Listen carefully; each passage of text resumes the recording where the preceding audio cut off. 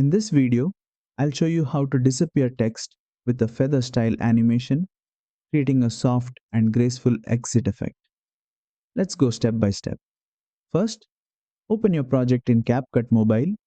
From the bottom toolbar, tap on text, then tap Add Text and type the text you want to animate.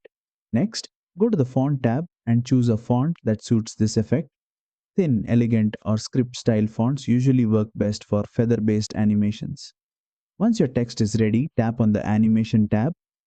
Now, switch to the Out section, which controls how your text exits the screen. Scroll through the animations and select Feather Wipe. As soon as you apply it, you'll see the text gently wiped away, as if brushed off by a feather. In CapCut Mobile, text animations are applied directly to the text layer, so you don't need to add any extra layers or effects. To control how soft or fast the wipe happens, use the duration slider.